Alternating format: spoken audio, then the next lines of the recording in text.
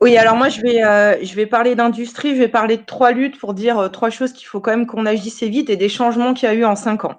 Donc je vais commencer par, General Electric Villeurbanne, hein, où on a encore une énième casse après Grenoble, après, Belfort. Là, on parle de, 285 emplois sur 400. C'est les disjoncteurs de nos centrales thermiques, nucléaires et hydrauliques qui vont partir et dont un gros dégénérateur qui a eu plus de 10 millions d'euros de la région. J'ai réussi à bloquer le dernier versement, mais il y a aussi eu des aides d'État pour vous dire où on en est. Alors là, on en est plus dans une casse. Et là, l'évolution que j'ai vue des salariés, c'est qu'on n'est plus juste pour la sauvegarde des emplois, c'est qu'ils veulent. Ils disent maintenant, on sait que General Electric, de toute façon, les dirigeants, ils l'ont dit, nous, on respectera aucun accord, donc il faut recréer un fleuron. Et là, ils en appellent aux politiques. Et moi, je trouve ça vachement intéressant et vachement important, parce qu'en 2017, on n'en était pas là. Et là, c'est aussi le travail d'élus au quotidien, où on montrait où on pouvait faire de choses, où on était des élus du combat, mais là, ils demandent un peu plus. Donc, je pense qu'il faut aussi, pour une fois qu'on demande à des politiques d'y réfléchir et tout ça, parce qu'on pourra faire un pôle public de l'énergie si on a pu comment savoir produire le savoir-faire sur produire des turbines et des disjoncteurs, on va un poil être dans la merde pour avoir notre indépendance énergétique.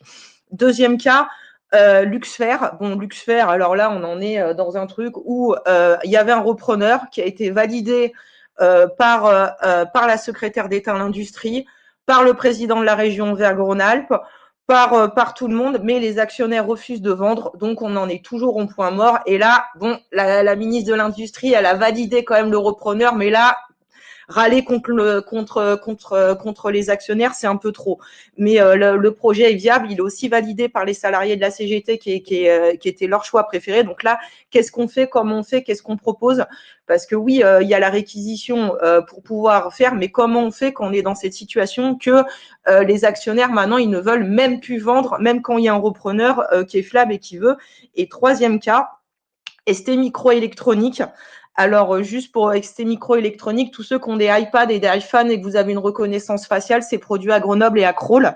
On en est à 10 milliards de chiffre d'affaires et 454 millions de dividendes reversés aux actionnaires, 800 millions d'aides entre l'Europe, l'État et la région, et les patrons qui refusent d'augmenter de 100 euros les salariés, donc ils sont en grève sur des piquets de grève depuis 10 jours en plein confinement entre Grenoble, Crolles, Milan, parce que c'est aussi une lutte au niveau de l'Italie. Et là aussi, il faut dénoncer le fait qu'on donne plein d'aides publiques à des entreprises qui n'en ont pas besoin. Enfin, moi, je suis désolée, mais une entreprise qui verse 464 millions de dividendes à leurs actionnaires, ils n'en ont pas besoin. Ils ont un contrat d'exclusivité sur 8 ans avec Apple, qui est un truc hallucinant sur la nanotechnologie. Et il faut juste arrêter ces gaspillages.